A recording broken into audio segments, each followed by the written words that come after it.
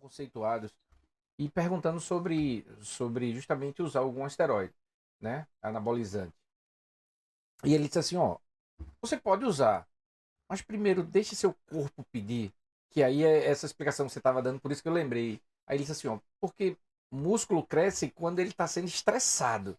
E aí, outra coisa que você falou foi a genética. Então você vai chegar num ponto que sua genética não vai mais crescer. Exatamente. Aí você usa o anabolizante. Se você quiser crescer mais.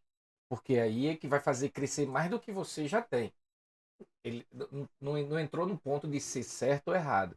Mas era o fato de você só precisa usar se você quiser crescer mais do que sua genética necessita. Isso. Agora, para chegar a esse ponto, você tem que passar por todo o percurso, Mas assim, é né? tão difícil chegar ao seu limite natural. Porque quando você começa a musculação, você geralmente no início, no primeiro ano, você ganha 5 quilos, 8 quilos. Aí no segundo ano você já ganha 2, 3. No terceiro ano você já ganha um. Mas assim, todo ano você tá adicionando 200, 300 gramas de músculo no seu corpo. Só que o processo fica muito Muito. lento porque você já ganhou alguma coisa. Então, você não para, você não tem um limite assim natural, mas você ganha muito pouco a ponto de ser imperceptível. Mas você continua ganhando. Aí existem as pessoas e também atletas de alto rendimento que vão lá e aceleram mais isso aí para que você não pare. Você puxar o máximo possível que você É. poderia ter. Aí a indicação dele é quando depois que você tiver, não tá conseguindo mais, aí você pode usar isso. Mas aí, como falou aqui, cadê? Ana Patrícia, isso é, se for, é depois, não antes. É, Né? Antes aí vai, aí já não vira mais saúde, né? disso. É físico, é o que eu costumo dizer ao pessoal. Atleta de alto rendimento não está buscando saúde, está buscando performance. Quando você começar a prática, você precisa saber o que você está fazendo. Se você é um praticante da musculação ou se você é um atleta na musculação.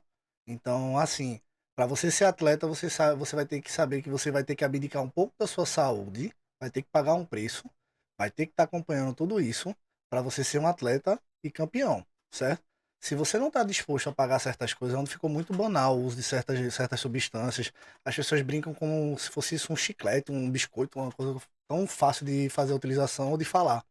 E não é uma coisa séria, é uma coisa pesada. Sim. Então, começou a musculação, é por saúde, quer ser um cara bacana, ir pra uma praia, curtir, quer ter uma perna bonita, uma mulher botar um biquíni, se sentir bem, uma roupa, ajustar, tudo legal. Musculação, não procura esses meios, não. Leva uma vida saudável, aumenta a tua longevidade, pra tu curtir teus netos, curtir tua família. Quando você passa para a parte do fisiculturismo, você tem que saber que você tem um prazo de validade, que vai chegar um tempo que o seu corpo não vai aguentar. Se você quiser passar esse prazo de validade, talvez você não curta seus netos, você não curta sua família.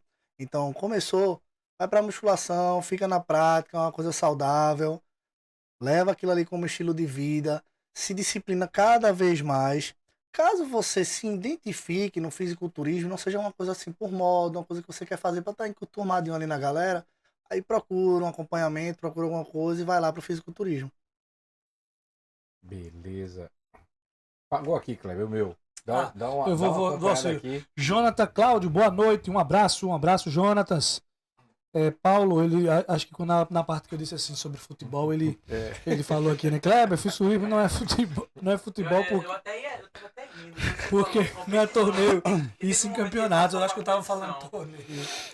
torneio. Maria Castro, boa noite, amigos. Maria Castro, uma pergunta.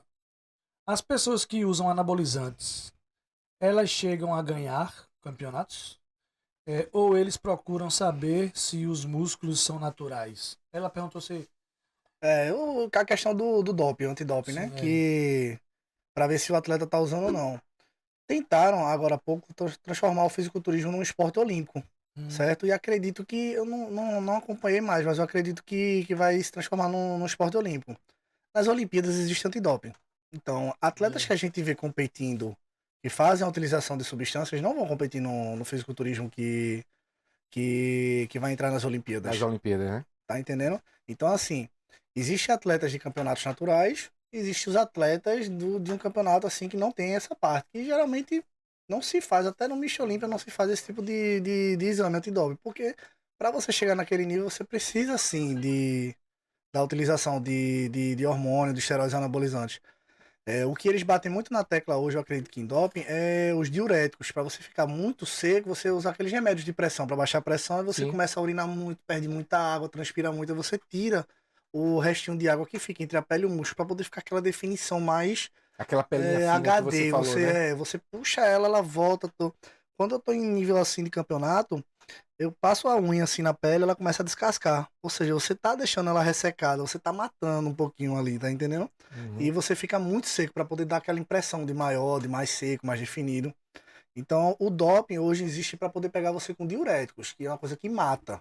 Isso mata. Quando você É desidrata, muito mais agressivo para o corpo, né? isso, o diurético quando entra, ele tira a água da célula.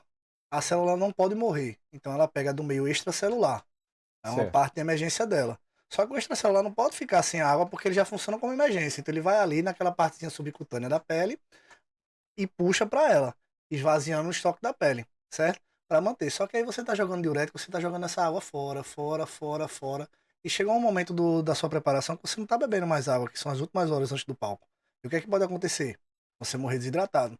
Nossa. Então, as federações batem muito na tecla do diurético.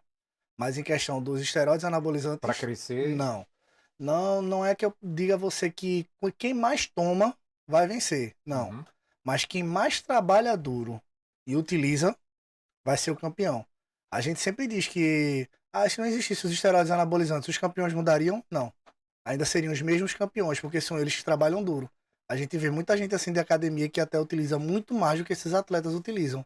Às vezes eu chego em academia e o pessoal tá comentando que hoje ficou uma coisa realmente fora do normal de estar usando, e o pessoal, tô tomando isso, isso e isso, e eu fico olhando, oxi, Maria, sou amador perto desses caras aí.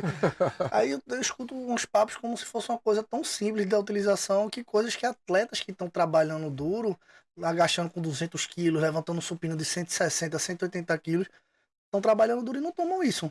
Aí, assim, não é a quantidade, não é o esteroide anabolizante que fez o campeão.